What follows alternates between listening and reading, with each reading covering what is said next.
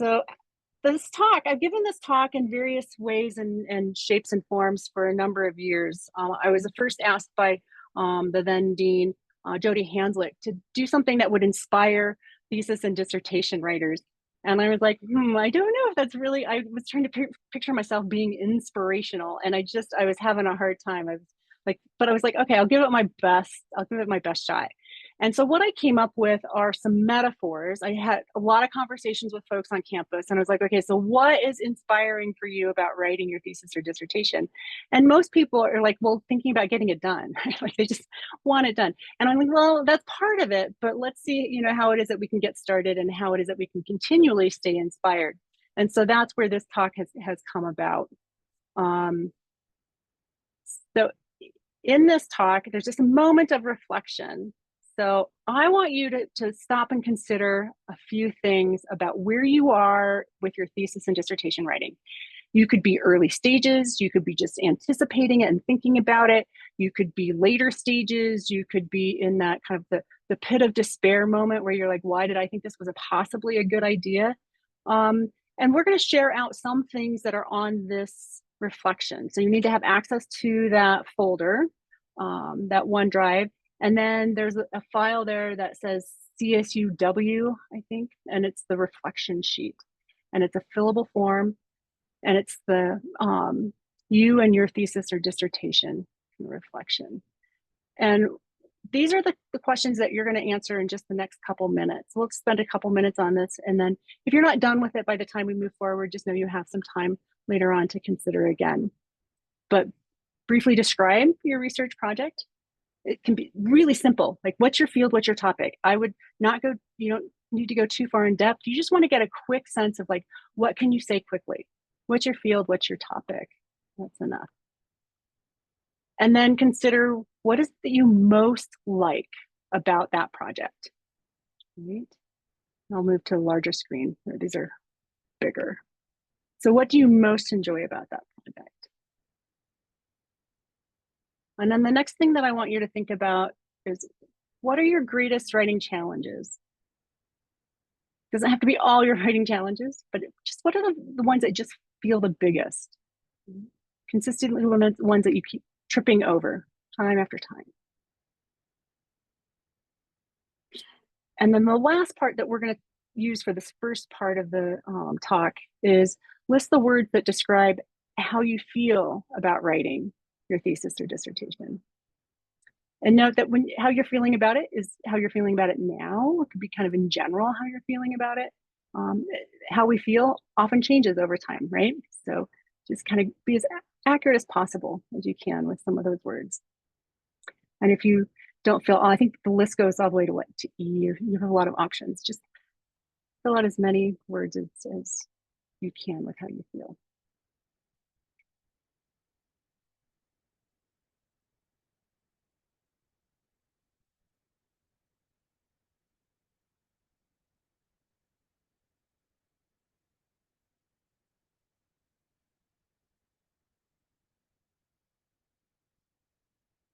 And I'm just setting a timer so that I don't lose track of time. Give you a couple minutes to work on that.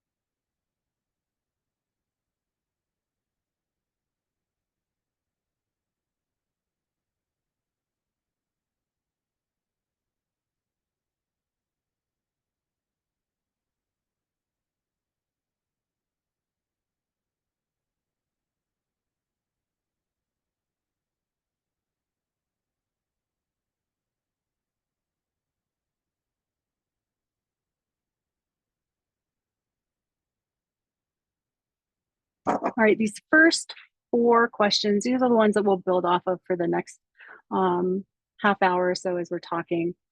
But in the chat, if you could, we're going to share out questions number 2 and 3, and whatever it is that you want to share out with for, right? So what do you enjoy most? What are some of your greatest challenges? And then words that describe how you feel. So we're going to share out those. If you want, you can also share out your field and topic of what it is that you're working on. But that's more for you to kind of get grounded of like, oh yeah, this is what I'm working on. And then we want to go with like how it is that you're engaging with that project. So don't pop anything into the chat that you don't feel comfortable sharing. This is all about what it is that you would like to share. But what do you enjoy most? What are your challenges? And then a couple words on how you feel.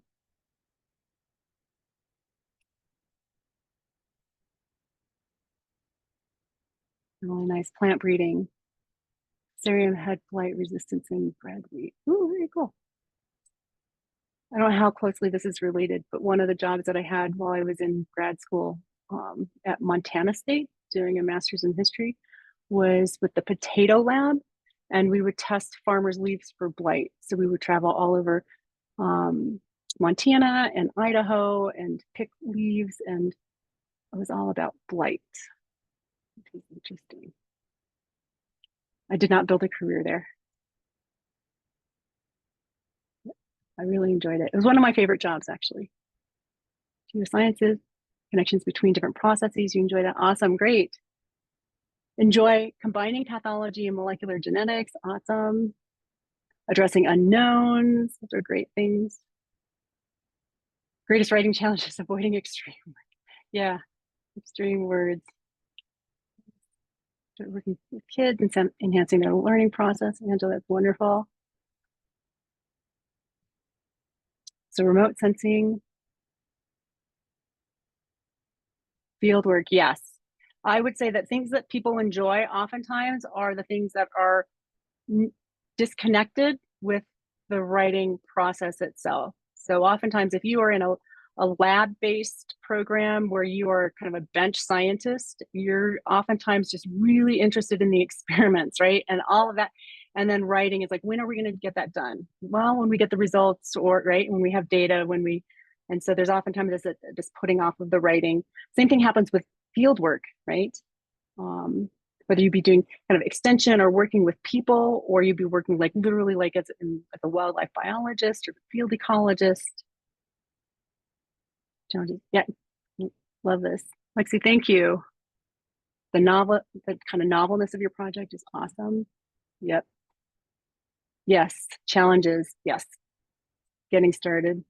Holy moly, yes. And feedback, by the way, there is literally a fear of the hostile reader that Jolie Jensen writes about in her book for academic writers.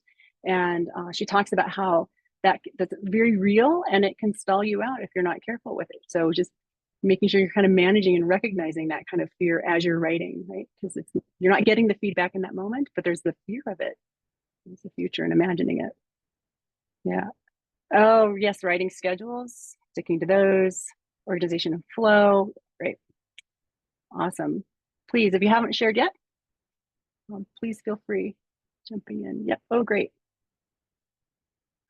Yes, grammar, citation. Yes, I hear those for sure. Those sentence level issues can trip us up repeatedly over and over for sure. Motivation. Yep. All right. Thank you so much for sharing, and keep that going. And as you're reading through your colleagues' comments, just recognize like you're like, oh yeah, I didn't mention that, but I totally identify with this. Or like, huh, I've never experienced that before, but that totally makes sense, right? So just kind of see where you are in relation to others. That's what they're sharing. And thank you all so much for sharing. All right, and we already shared this out, but no, I'll be continuing to kind of bring up slides where we have little chat conversations for us. So as I mentioned earlier, this webinar, I kind of looked through and found metaphors to stand in for what we're talking about when we talk about the writing process or practice and some of the challenges and how it is that we move things forward. We'll also talk a little bit about the nature of a thesis, the nature of a dissertation, but also please note that because this goes across all disciplines and it goes across all fields and masters and theses, and master's theses and dissertations, doctoral dissertations, that's too much for me to cover anything in depth on the specifics of how it is that you might specifically arrange your content into your own dissertation. The variables are just too many for us to cover in a presentation like this. So these metaphors kind of stand in. And again, we're talking about like, how do you get started and how do you stay inspired? And so we're going to kind of stick with that theme today. But I think that a lot of the writing tips that I have will come across like the kind of advice that you've seen and heard before. Eat well, exercise, get enough sleep, right? We know these things. And then how often are we doing or not doing them, right? I think sometimes we get really good routines for a while and then we fall off, and don't eat so well. Just so know that the tips that I'm giving you will come across like that. But my hope is also that there's someplace more fun and not so full of drudgery, that this is something that really gets you jazzed about going out and finding some additional resources, connecting with other people and talking about your writing, and being able to sit down and do the work that you want to be doing on the page. I'm going to make 3 far-reaching claims in this presentation. The first claim is that you will learn what your thesis and dissertation is about by actually writing that thesis and dissertation, which on the one hand is a bit of a struggle, right? Like it's just, why can't you tell me just how to do it and then I'll do it? But I think if you relax into that, if you just know that there are going to be things that you discover along the way, you don't have to know it all before you sit down and start writing.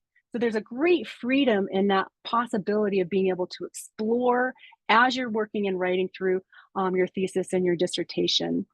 My next claim will be, let's see if I can move it forward. There we go. Who you think you are in relation to your writing project really does matter. That your ability to think about your work in relation to the words that you're putting down on the page and how it is that you're thinking about your next steps, that will make a huge difference on your being able to feel inspired to do that work, for your feeling to your confidence to be able to move that work forward. And I ultimately think, in answering Jody Hanslick's question about, how do we inspire graduate students to write? I think that writing a thesis or dissertation generates the inspiration to write a thesis or dissertation. In the same way that very few people are inspired to go and do the dirty, clean the dirty dishes in the sink.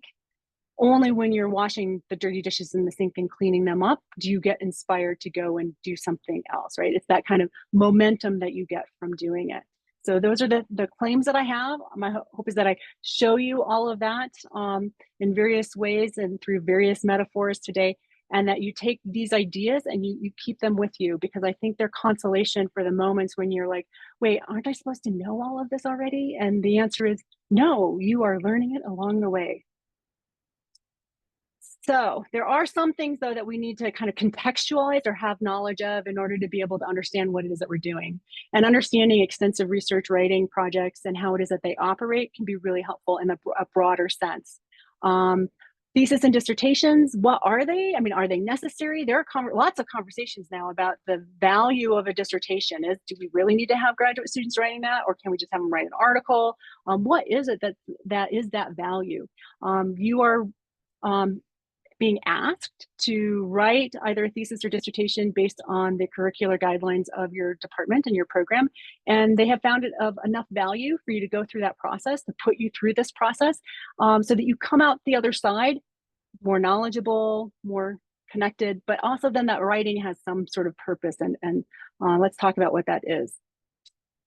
In Greek, if we go back, the etymology tells us that the thesis ultimately is to place a proposition. It's an arranging, it's a setting down. This is not unlike the term of essay, which is to make an attempt. It is not the end all be all or only argument on a topic. It is a proposition. It is a moment of thinking about that. Dissertation, that comes from the Latin, right? And it's to examine, to discuss, and to continue to discuss. And I really, really like that notion of continuation and conversation that happens with dissertation, that it's not just the end all be all of a topic. Again, you'll be working on something that's novel, something that's new, but it's contributing to an ongoing conversation. Way to think about that. Wikipedia, however, says that Generally speaking, a dissertation is judged whether or not it makes an original or unique contribution to scholarship. Lesser projects, a master's thesis, for example, are judged by whether or not they demonstrate mastery of available scholarship in the presentation of an idea. And then my favorite part of this is dubious and discuss, right? Like, we think this is what the definitions are, we think this is what it is, but we still have to discuss it. And I think that's exactly what we do when we're doing our work, when we're doing our master's thesis or dissertation, is we're putting things out there for that ongoing conversation, and it needs to be discussed. Right? Graduate schools will give you some guidance on your thesis and dissertation. However, it's going to be a very specific kind of guidance. It is going to be your electronic and thesis dissertation checklist. It's going to be your formatting guide. It's going to be formatting tips. It'll be maybe sample pages of what that might look like. You could maybe get some support through Open Labs. There'll be a submission guide. You'll have copyright and publishing information, maybe through the libraries as well. There might be something else on kind of how you archive your work. And so the guidelines for master's and thesis that you will get mostly from institutions can be really box checky, right? What are the things that you need to have done in order to be able to get out? They're about certifying the quality of work that you're doing and making sure that it fits within certain parameters for that university. But it's not exactly the same thing as telling you what it is that you're going to be writing. And again, thinking about it, right, you're going to be figuring out what you're writing as you're writing it, right, how this works. So I highly recommend that you get to know your writing in this kind of multiple ways, that you get to know it as a product, which is a specific genre, right? The thesis will have a particular shape and structure, sophisticated knowledge and style to it. It'll be a process, right? That writing your thesis or your dissertation will be how you put it together. What comes first, what comes next, what comes after that. So when you hear people talk about the craft of writing or the craft of an article, craft of proposal writing, that's what they're talking about. Practice. That's how you habitually sit down or stand up, right? Or do the thing that you do when you write. So how is it that you're habitually reading? How is it that you're habitually kind of taking notes or connecting ideas between yours and what other scholars have said? How is it that you're, kind of shaping out your data so that you can talk about it and put it in visual form and then in textual form and then inputting it into it? So how is it that you're sitting down and working on this regularly? What's your practice? Ultimately, that project, when you're talking about the project, a lot of you are thinking about project as in terms of just the research topic, right? But you can also think about that project as anything that's moving your writing product forward. Anything that's going to be making it so that you can have a thesis or dissertation at the end of a year, 2 years, whatever your deadline is, a semester, whatever, if you're like pushing, you can see the light at the end of the tunnel, you have a deadline. But that could be reading or some sort of analysis. It's usually task-based. But we're gonna spend a lot of time talking about the persona, but your writing and who you are as a writer are really, really tightly connected. We'll talk a fair amount about mindset at some point. And so when you sit down and you're thinking about your project, the reason why I asked you to reflect on that and how you use words to describe how you feel about it, the reason for that is because how you're relating to your project is really important. It suggests kind of how it is that you're going to be able to make use of that time that you have set aside for your writing, how it is that you're going to be able to kind of parse things out so that you can move forward to your deadline. But your persona is also you in relation, not just to the work that you're doing, but who you are in relation to your colleagues and other writers, to your faculty advisor. If you are feeling pressured to perform at a higher level, you may feel uncertain about what you're putting on the page and think, well, who am I and what's my voice and do I have the right to say this? There are all these brilliant people who have said all these things before me. Am I going to be as good as them if I write this down? So that moment where you sit down to work through your writing and you have those kinds of questions that pertain to the work that you're doing, just pay attention to those. It's your persona. And you won't always be that one person who's sitting there in that one moment of time. You will continue to move forward, right? Just like your project will continue to move forward and you will grow through it. You will change by doing it. Persona is also your voice on the page. Some of you write in fields where you don't use any personal pronouns. There's no I or we. Some of you write in fields where you need to position yourself in relation to other people's work. It's really important for you to identify who you are, how it is that you have a cultural or kind of framed identity in order to be able to talk about the work that you've done. And so sometimes persona is actually very clearly written on the page. And then the last thing, and something that we don't really talk about much, I think in terms of writing proper, but I'd like for us to think about it as getting to know your writing. For all of those prior ones, product, process, practice, your project, and your persona, there are pressures that come to bear.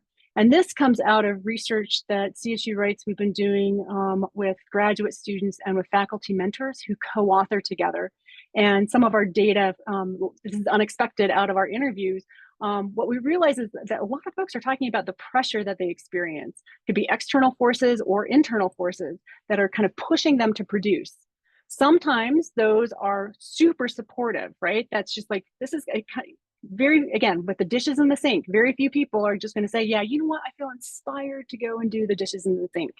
No, most of us feel a little bit of pressure, like we got to get the dishes done, right? There's a little bit of that pressure. And so then you go and do it, and then you come some sort of interest in doing something else is the idea.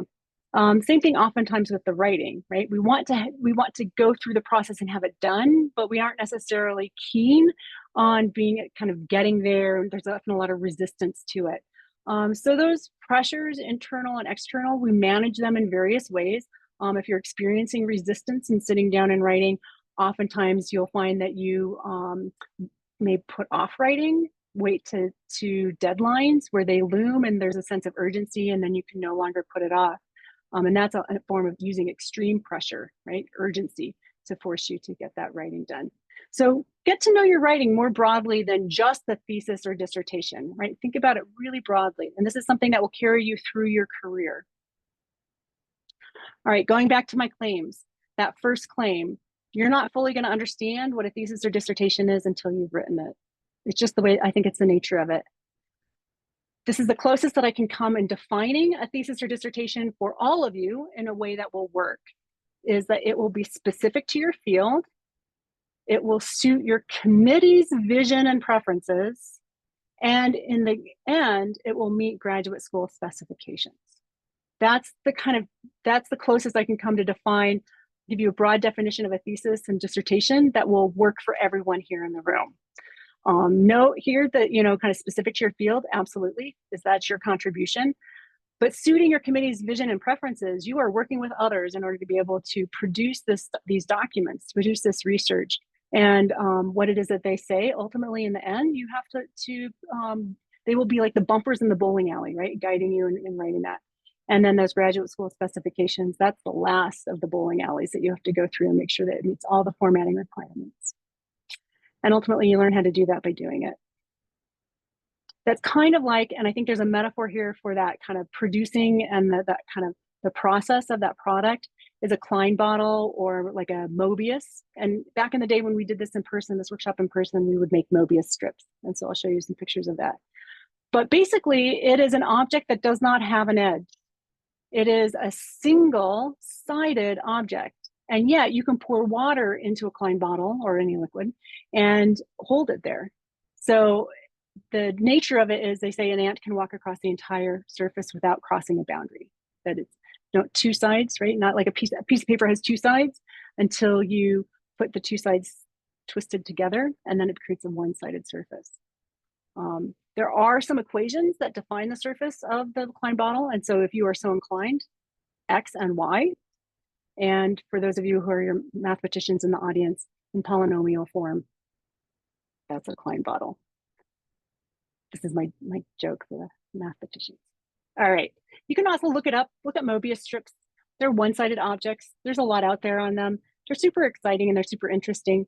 Again, I think it's a good metaphor for what it's going to be like to read and write, to learn and write as you're going through this dissertation process. So if you're starting to feel frustrated and you're like, what order do I do this in? And it seems like I should be reading, but I also writing, and which one is which? I would treat them not as two completely separate things, but actually as part of the single same-sided surface. that you're just moving across the reading and into the writing, and then you're moving back into, the writing and then back into the reading, more into gathering information. So you're going to be doing a lot of this kind of moving back and forth. And the more that you can kind of accept that that's just kind of the nature of it, the easier I think it'll be for you. So that product and that process, there are various different ways that you can put it together. Susan Sontag, I just love the kind of the image of her at a desk with all of these different papers and kind of books. But Will Self, look at that. Like he's like the Post-it note king for how it is that he puts together his projects. And so there's not just one way. Most of us are using digital forms now, but I like the visual display of this. But so however it is that you figured your kind of that Klein bottle process, your kind of how do you track things? How do you see where you are? You might need to visually lay things out. Or if you are really great with kind of your Obsidian or, Trello and task managers and, data management, if you've got all those systems set up and digitally, you are just like spot on, then yeah, keep it all digitally. But you're going to be going back and forth between all of this as you go through the writing process.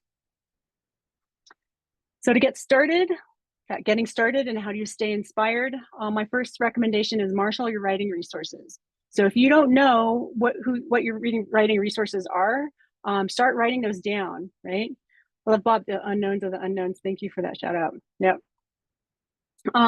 Identify the basic requirements of your thesis and dissertation. I know it sounds obvious, but that's one of your resources. It's one of the first things that you have to know. And it's one of the things that if we start to get nervous, it's perhaps because we seem to have either forgotten or abandoned those kind of basic requirements. So get with your committee, get with your advisor, find samples and models, take a look and see what other people have done. Sometimes I think that can feel a little intimidating, and so we avoid it, but don't be intimidated. Just go forward and just be really curious. Think about like, how did they structure this? What does this look like? Why did they put it together that way? Do you want to try that? Do you want to do something different? But you have to know what the basic requirements are, both for your committee, for your institution. And then seeking out those models, I already mentioned that.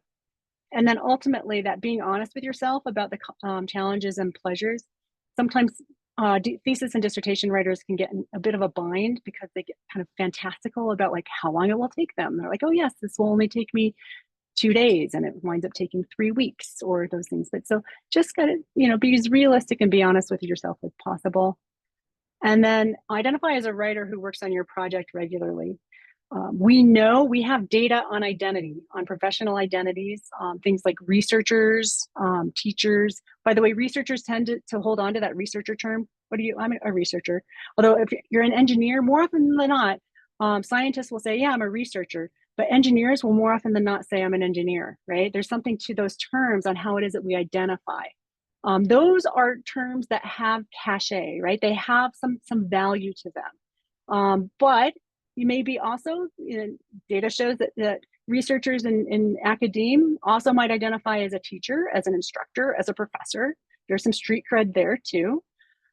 Where there's not street cred, interestingly enough, but where there's mostly success is in identifying as a writer. We know that researchers who identify as writers are far more productive during their careers and enjoy the writing process much more. So if you have a faculty advisor who is excited about writing and who is like, yep, I'm a writer, you'll know it, right? Because they're already talking with you about writing, their writing process or practice. And you may also have an advisor who's quite prolific, but who maybe doesn't actually talk about it much. It all seems like it kind of hidden away in a little black box of like secret knowledge of like, how do you do this? And so feel free to ask, right? Just get curious and see how much your advisor will share with you. It's possible that even the reticent and quiet advisors, right, identify as writers. But we do know that to be able to make it easier, that has to be part of who you are. This is just what you do. And many people go into doing research because they have not found great pleasure in writing or have wanted to distance themselves from it, and ironically find themselves sitting in front of a computer and doing writing most of the day. Theses and dissertations are highly structured. They are contextualized genres of writing. So again, that product. And so those challenges in creating that highly structured and contextualized genre are many. And the reason for that is because you are taking something that is completely unstructured. You have had a whole bunch of experiences. You've maybe done, depending on what field you're in, you maybe have done a number of interviews, or you've gathered a bunch of data in the lab. And all of that, you're then supposed to put together and combine in a way that makes sense for other people what it is that you've done and who's done what before you, and how it is that your work contributes or adds to, or kind of checks and changes what has come before. So the challenges of doing something that is in a highly unstructured mode and turning it into something that's highly structured really are many. That structure, again, as I've mentioned this before, but it can vary from field to field. A thesis is not a thesis, and a dissertation is not just a dissertation, that they change from field to field. So make sure that you know what your field says. And it can be, again, going to your preferences from your committee. It may be that even within your field, your dissertation will look different than your colleagues who's working with a different advisor, for example. Theses and dissertations, they require skillful negotiation between the field, the university, the department, the committee, and your advisor's expectations. So you're not just writing a document, you're also navigating all of these different interests on that document. So it's not just you writing a document in the way that you want to, it's going to be highly structured in part because you're meeting all of these expectations from these different groups. It can't be written in a single binge writing session. It can take a year or more of research to understand even the point of what it is that you're doing. If you are on a project and you're like, I know something's important here, I know nobody else has done this work, I still don't understand the point of it yet. You're not alone. That happens a lot. So you're gradually going to be figuring that out, and that comes to you through the writing process as well. And the writing of it will force us repeatedly to confront our limits. The limits of what it is that we know, the limits of how it is that we can argue something to someone else and convince them, even the limits of our confidence, where it is that we feel confident and where we start to falter. And so you'll always be pushing those limits as you're going through this process.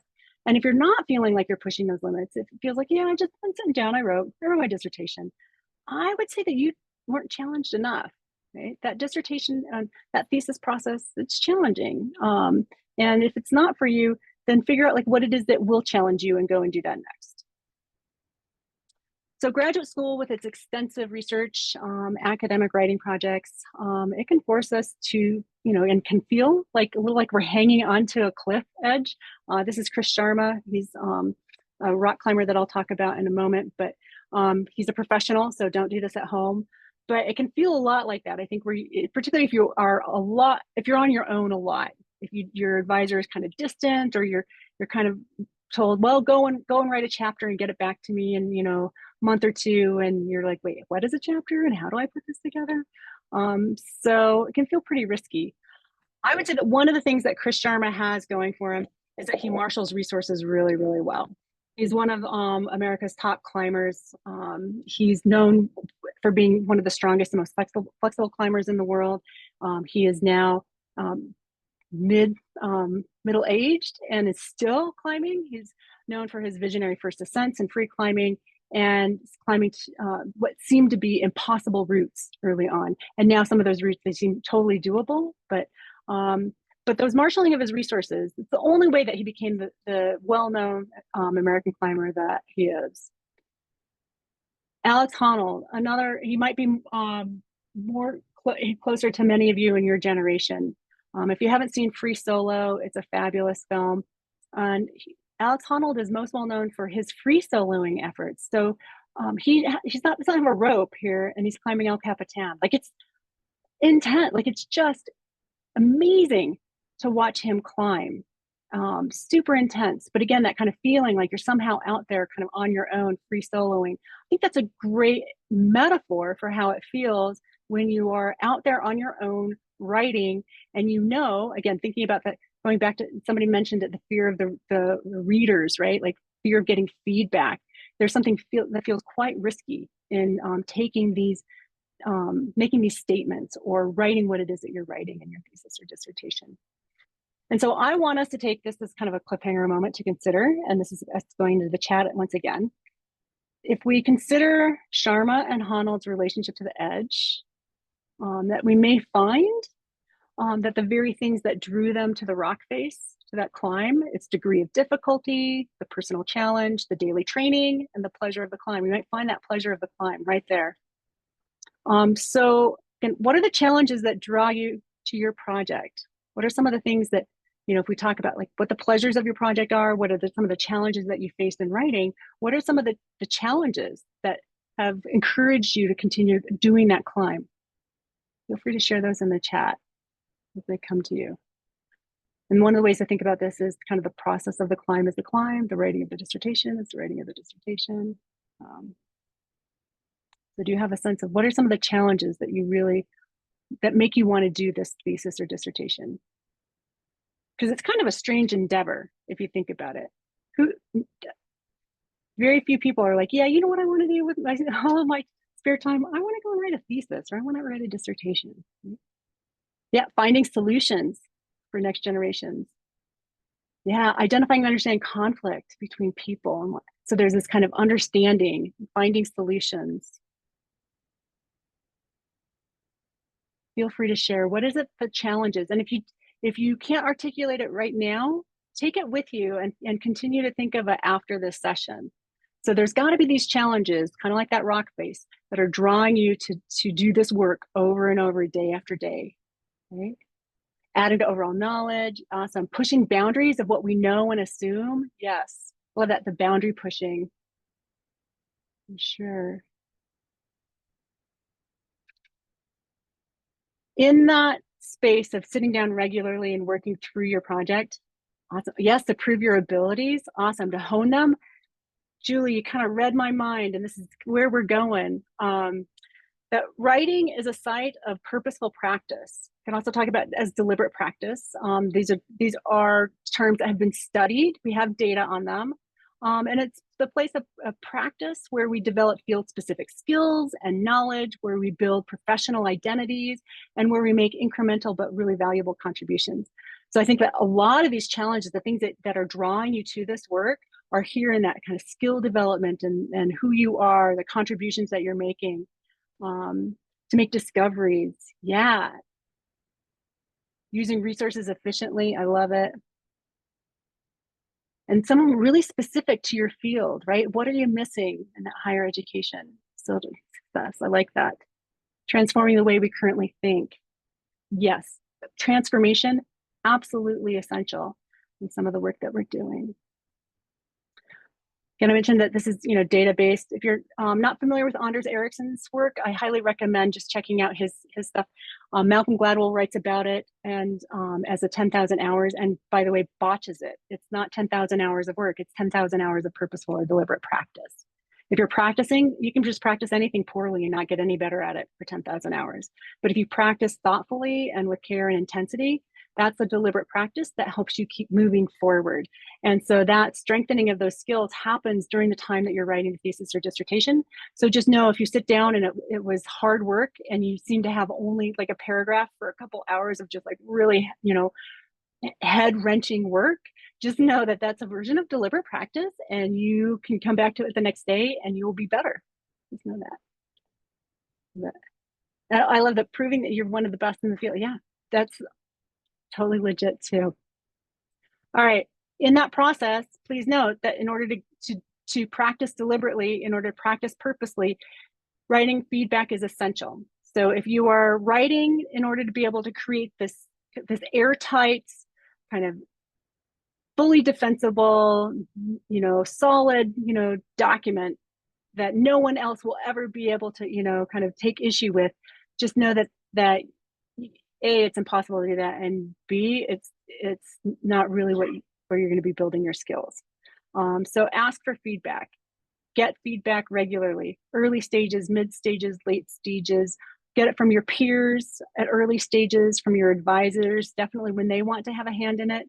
My advisor, doctoral advisor, she wanted to be able to make comments throughout the process. I have other advisors right here and other colleagues and mentors who didn't want to have anything, until later stages. But my colleagues also gave me feedback. I was part of a writing group in graduate school, and we just gave each other feedback weekly. So I had peer feedback, I had advisor feedback. If your advisor is one who says, don't give it to me to the end, get other people's feedback early on. Peers could be committee members if that's okay as well. Just double check and make sure that that's cool, with the politics of your committee. Just make sure that you've got some feedback always. Identify the patterns and common kind of edits and common errors and things that you're making. If you are not tracking already the feedback that you get, do so. It helps you kind of minimize the sting of it. It always stings, by the way. You get peer review back on articles or whatever you're submitting, and you're kind of, wait, did they read? Did they really read what it is that I get? You know, and why would I get this feedback? Track it, because within that feedback that they're giving you, and when you kind of just chill out and actually can read it kind of with a non-judgmental kind of interested eye, what you'll find is that there are these patterns about how it is that you write and ways that you may miscommunicate pretty consistently with folks, or they might not be able to get it. You might be asking too much of your reader. So identify what those patterns are, and then you can start working with them. You can see them, and then you can start fixing them. It gives you a place of power, right? So that you have power over your writing rather than feeling powerless and as if you're a quote unquote bad writer. You can track those errors and seek out solutions. So if you need additional help with either content from in your field and how you're writing about it, build your vocabulary in your field. Start looking at the terms. If it's basic writing, look at grammar guides or other models. Reach out, CSU Writes, if you're part of at CSU, we've got great resources and I'm happy to hook you up. So seek out what those solutions are, and then practice in new forms and styles. I talk about it as genre proliferation that happens in graduate school, meaning those genres that you're asked to write, those types of documents, they proliferate. You become, someone who used to feel like a good writer, and now all of a sudden you've got to be writing, anything from course syllabi to abstracts to proposals to whatever, and you don't know how to write those things really until you're writing them. So practice in those new forms and those new styles. We haven't talked about, and I'm trying to remember where or if I did add in the slides on AI, but that some of that writing feedback that you can get you can do a version of peer review with AI.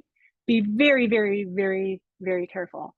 The first thing that I would recommend is that if you are not comfortable disclosing to your committee, to your advisor, to any of your readers, to the journal, to wherever, that you have used AI resources in your project, don't include them.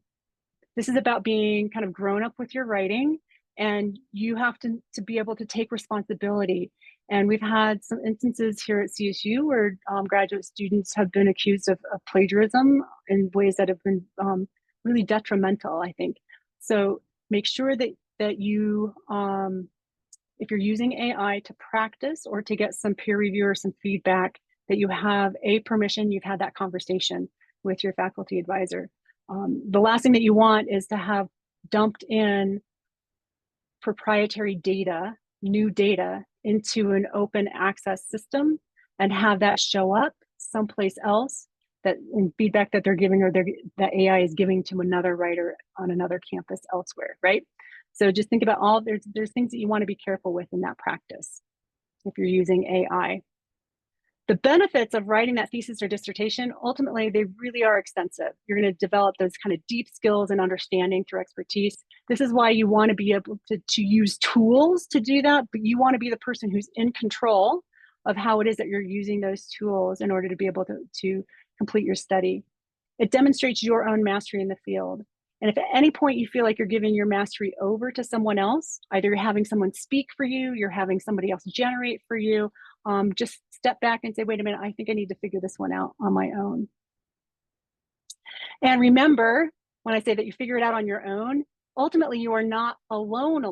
No one writes alone. We are always writing to someone, even if we're keeping a journal, writing it to ourselves, right? There's a part of us, but that's another conversation. But ultimately, you're not alone. You're part of a specialized and specializing community. If we go back and think about the rock climbers, right? This is Alex Honnold climbing, El Capitan, and he's got a crew there, right? He's got support in many ways. They just wind up being kind of hidden. They're off to the side.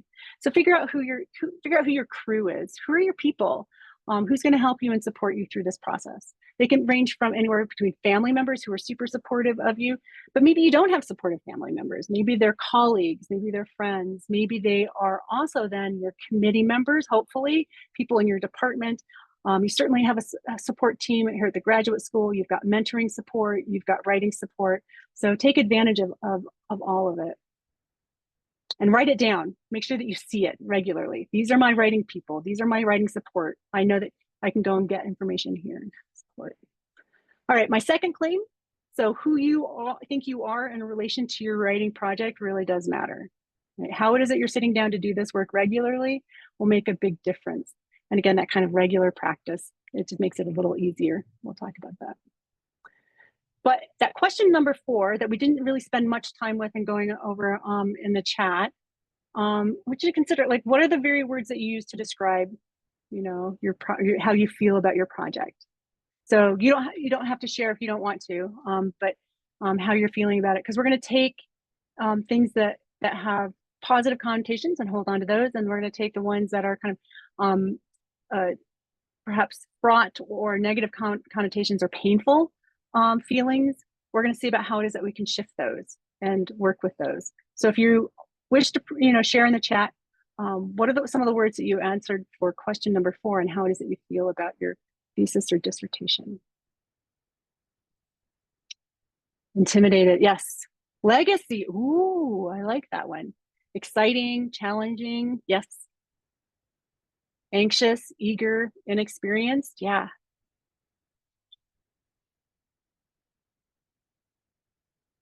Times 2 intimidated, yeah.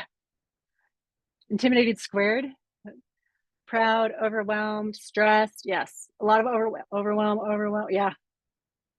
Unqualified, yes. Yeah, and you can, yeah, give thumbs up and shout outs to colleagues. Absolutely. That feeling of being unqualified to write something that you were expected to write, by the way, that happens, I think, across your career as a researcher, because whoever mentioned pushing boundaries and going to that next level, that always requires that you kind of take that risk. That's why I think the a climbing metaphor is so apt, is because you're kind of pushing out beyond. And so you can feel kind of like you're free soloing, like there's just something there and you're not quite sure. So being qualified or unqualified, yeah. And ultimately, if you think about it, the thesis or the dissertation presumably is the document that proves that you're qualified, having gone through that process. I don't know if that means magically that you feel like you're qualified after having written one, but I think it gradually does feel that you have been able to do something that allows for you to wield your field. That's how I was trained to think about it in my graduate program, is that I won't know everything, but I will be able to wield my field. And that's about being confident in being able to talk the talk of your field. And so I don't know that whether it makes you feel qualified, but it certainly, you know, makes you feel a little bit more confident with what you're working towards. Again, we're here, you know, talking about like what's inspiring about this. I think, first of all, what you were sharing, on the one hand, yeah, those kind of challenged terms, definitely. It's hard to then feel inspired while you're also feeling challenged. And yet, we also know that inspiration is directly tied to those challenges, right? It's breathing life into.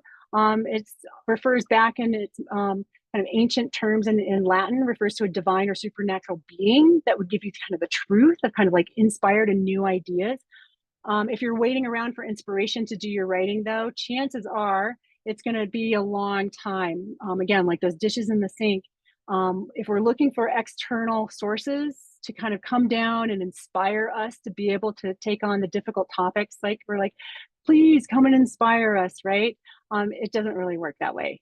We can get in a big bind if we're seeking inspiration from external sources. It really has to be internal, which is another reason why you want to be tracking how it is that you're feeling about your project.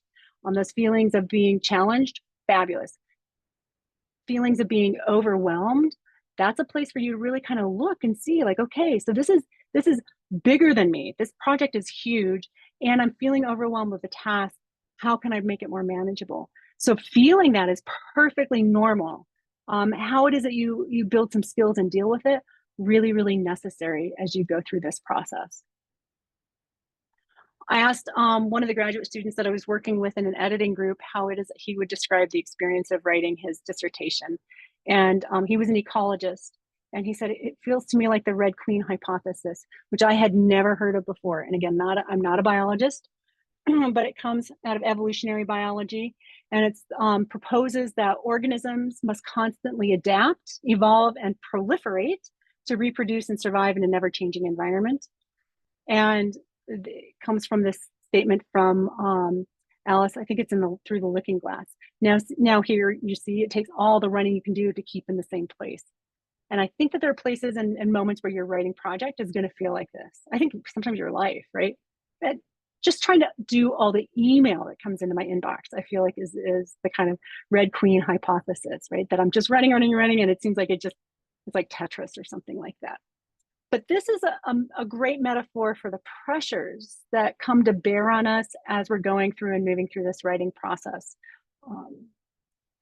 And so think about, again, mindset and how it is that we're approaching who we are in relation to the work that we're doing. There are studies in multiple branches of psychology that recognize that having a positive approach to our relationships, think about your colleagues, to your advisors, our daily activities has a significant impact on how we function and feel about our work and life. And if you're not yet practicing sitting down and working and writing regularly, again, thinking about yourself as a writer, you need to write regularly. It doesn't have to be every day, but it has to be regularly enough. If it's fewer than 3 days a week, that might be too little. It could be every day of the week, and that might be just perfect for you. But you want to be writing regularly. And if you're at early stages, you still want to be writing. Just practice. What does it feel like to sit down every day and write up about my data? How can I write about my methods? How can I write? You should always be building in and writing about something. You got lab reports, you got other stuff, right? And it also takes it down and makes it low stakes. And so some of the books that I found really helpful and kind of address this, David Byrne's Feeling Good book, for those of you who are into cognitive behavioral therapy, this is kind of like the kind of first one that made it into mainstream. But it's about, like how it is that you are thinking about your behavior. And if you're aware of that, you can kind of track and kind of see what's logical or illogical. John and Julie Gottman talk about the masters of relationships or the disasters of relationships and the 4 horsemen of the apocalypse, which will he predict impending divorce. And those masters of relationships, there is a 5-to-1 ratio. For every negative comment, there are 5 positives. So you might want to think about that, you and the relationship that you have to your partners, your children, to your family, to your colleagues, but also then to your writing project. How are you thinking about your writing project? Is it 5-to-1? Do you have one, kind of negative thought for every 5 positive thoughts? And if that ratio is off, you might want to consider kind of how you're thinking about your project, and is there a way that you can change that relationship? Matthew Killingsworth and Daniel Gilbert, if you just look up A Wandering Mind is an Unhappy Mind, you'll find their piece. This is part of positive psychology way back when, but they really looked at like how it is that, and tracked through very detailed systematic ways using an app, this huge data set, what people were doing, if their minds were wandering, and how content they felt. And what they found is that even when people were doing things that they didn't really like or they didn't want to be doing, a lot of them were quite honestly at work, they still felt better if they were focused than if they were not focused and thinking about something else. And then Carol Dweck and mindset theory, we're going to talk a little bit about that. But I think at this point in time, most of us have heard about being able to frame and kind of our mindset, and whether we're thinking about something as fixed, like are we fixed and unable to change? Kind of this is just how things are. This is just the way we are. Or do we have an opportunity for growth and change? And I would say that kind of move right there is, if you're thinking kind of, or the conversations that you're having in your lab or among colleagues about writing is consistently negative, I would just be aware of that and then see if that's a fixed notion, if that seems to be like something that's just the nature of how it is that you're talking about it, or is it that, how can you change it? Something different. So in the Dropbox, the OneDrive, there is a fixed mindset versus growth mindset handout. I'll show that to you in a second. This is just a slightly different one, but ultimately allows for you to think about how you can reframe kind of your automatic and negative thoughts about your writing from avoiding challenges to then viewing challenges as opportunities, for example, shying away from things that you don't know to then acknowledging and embracing your weaknesses, right? So thinking about like how it is that you, if you identify with some of the things that are on the fixed mindset side in relation to your thesis or dissertation writing, how is it that we can shift it just a little bit so that it becomes easier for you to navigate? So this is what I popped into the SharePoint. And what I like about this one and the changing your mindset is it gives you sentence starters, right? It's like you go from, instead of saying, I can't do this, to I will keep trying. I'm afraid of making a mistake, to mistakes help me learn and improve. From I don't know to I can learn how. This is too hard, to with more practice it gets easier. I'm not good at this, to how can I get better? They're better than me or better than I am. And holy cow, the comparisons that happen in academia, right? Because we're learning from others and we're always comparing ourselves to others, but oh, it can just be brutal for us. They are better than I am. And then you can be like, well, what can I learn from them? If you shift it to being curious, all of a sudden you're in this kind of magical place of learning, right? I give up, or to I will try in a different way.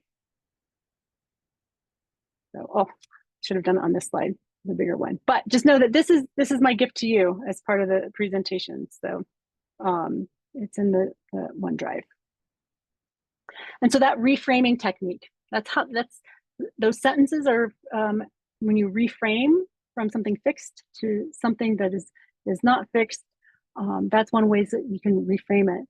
So it might help to keep in mind that value of the rock face, the reason why you're there, the challenges and how much you appreciate those challenges, and also then the pleasure of the climb. I think because the pleasure is directly related then often to the challenge, right? That we're mastering, that we're overcoming, that what we're doing.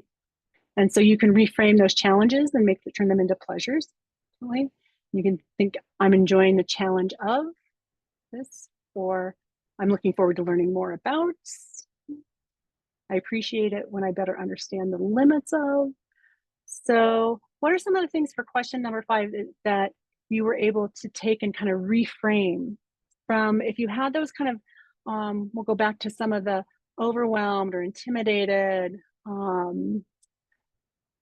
those anxious or inexperienced, stressed, how can we take some of those, the things that you have said in question number 4 is describing how you're feeling about your thesis or dissertation. And again, if they're positive and they're supporting you and they're helping you move forward and feel inspired to continue doing the work that you're doing, hang on to those. If they're not, though, let's see like what we can do to reframe them. Let's see. Oh, good. Yeah, it's so fun to learn about this topic. This is amazing. I like that. Because I don't know it already, I get to learn and grow. Yes. Purposeful, motivated, educated. A milestone of my growth and my learning. Yes, I love that, a milestone. Also because it's like something to mark and to acknowledge. I love that notion right there, a milestone of my growth and learning, and that you can then notice that it's just going to be one mile marker, right? You're going to have additional miles to go, right? You can mark additional miles in the future. It'll be so satisfying, yes, to overcome this challenge. Yes, that's that satisfaction for the future. Awesome. Thank you. And keep them coming. Feel free, share whatever you want to share in the chat, and then whatever you don't want to, just hang on to, just make sure you're doing it for yourself. So those free framing words or phrases in that question number 5, I think that those can guide you into proactively talking about your thesis or dissertation with yourself, but also, your colleagues and advisor. Then thinking about like what writing resources you can marshal to your cause, that is also in relation then to you being able to be thoughtful and proactive and thinking about a growth mindset. I popped in this About Campus article from Ben Andrews, who was at CSU for a brief period of time. It's not where he did his PhD, but he did land here for a while, and he worked for our institutional records. So he was a social scientist. He got his PhD in sociology, but he worked in our data area at CSU for a while. And so that's how I met him, and I'd have him come in and talk with graduate students, because he wrote this really honest and humbling piece for About Campus called Success by Failure. And he talks in it, he talks about how he failed his exams and he didn't know that he was going to be able to go on and continue with his PhD. And so he talks about the process that he used to not study appropriately or well for his exams or prepare well enough, to then that process of just feeling like he, again, if it's a fixed mindset, maybe I'm not good at this, maybe I shouldn't do this, you know, maybe I'm not capable of doing this, to then reframing it. And he read Carol Dweck's book and figured out how to reframe it so that he could then move through, pass his exams, and of course he successfully finished up his PhD. Yeah, the thought that I can do better. Yeah, make it. And so in his piece, he says, maybe we can begin to think about the ways to move forward, conceptualizing success as putting oneself in a position to experience challenges that lead to growth and celebrating the steps of progress along the way. And so again, the steps of progress, I highly recommend at the end of every writing session, note where you are and write down what it is that you've accomplished in that session, right? If you're writing for half an hour or you're writing for 2 hours, try not to tip into exhaustion. So don't write more than about 2 hours unless you absolutely have to. So that you're always kind of marking your success and your progress along the way. So here are some last tips to get to stay inspired, right? And when I say tips, they're and inspiration, they're really practices. This is kind of the version of like going to the gym and eating your vegetables, but really, really helpful if you set and maintain a regular writing schedule. 30 minutes to 2 to 3 hours a day. We know from neuroscientists that you really cannot focus and concentrate for intensive periods of time more than a couple hours. And if you're doing 4, 5, 6, 7, 8 hours of binge writing, you are getting diminishing returns after hour 2. Really, you can only focus for so long, right? And build in all of the things that you want to do into your schedule so that you are doing the things that you want to do with your life. Work, rest, self-care, sleep. Make sure you're getting enough sleep. Right? We've been talking about you and your relationship to your work and the language that you use to talk about it in positive terms. This is not kind of Pollyanna, forcing you to say things that aren't true. I think it talks about, there's some self-help guru who talks about how you can't just have a garden that's full of weeds and go out to the garden and positively say, no weeds, there are no weeds, there are no weeds, because ultimately there are weeds in your garden. So you just got to start pulling, right? So you don't want to have empty platitudes of positivity, but what you do want is you want to have something that's proactive, that's positive and moving you forward. So keep track of your goals and how it is that you're meeting them. Again, using positive reinforcement and support and your resources. Accountability, super helpful. Find low stakes accountability groups, people who can support you in producing more and more regularly. If you're at CSU and you don't have access to folks like that, please reach out to CSU Writes because we can get you connected to resources. Reduce feelings of isolation by participating in that community. And it helps you practice your 5 positive comments to that 1 negative. So 5 to 1, really kind of think about like, how often am I thinking about my project negatively? And it may be that you can be critical about your project. You can be, if you are doing something that is critical and necessary in order to give shape or move something forward or problem solve, if you're finding a problem and getting a solution by thinking about things in kind of critical ways, then that's really important for you to do. If, however, you're just ruminating and not making any progress and just feeling icky, more and more icky on your own, get connected to a writing community, reach out to your resources, start looking at like, what are your 5 positive comments? How can you reframe things, right? 5 to 1. And then last, again, I've mentioned this multiple times, but that being able to identify as a writer, you can say, you are any number of things, right? The number of things that you are vast. So think about it like, I am a runner, I am a writer, I am whatever the things that you are, right? Student, teacher, instructor. And so this last question, if you haven't already listed out your writing resources, please take a moment before you leave this session to clarify for yourself, What are your writing resources? Right. So advisors, mentors are obvious ones. Yeah, and the question about a peer review community at CSU, yes. We have done through CSU Writes peer review groups for graduate students since 2015. We now do them on a kind of request basis. So if you're looking for a peer review group and we can get 4 or 5 people together, we will run them. They're facilitated. So they take a fair amount of kind of energy and kind of pulling people together, but we run them for about 5 to 6 weeks. And so you can do a document at a time. So yeah, please reach out to that peer review community. Your graduate student colleagues, they're great for giving you peer review, I think, as well. Grad school programs and staff, I've already mentioned, but librarians gave a shout out to the copyright workshops that the library is doing. They have citation workshops. They have systematic review workshops. They've got so many things going on there. Plus, librarians are just great people. Like if you're not finding something, you know that you need resources on a particular topic, go and talk with them. They are your experts who know how to get you information. So make good friends with librarians. Bring them cookies, be nice to them. Your field network, those are, of course, people like reach out to people in the field who are doing similar work that you find interesting. Just start up a conversation. It's really good to have connections in the field, people who you might respect their work terribly, like find them so intimidating.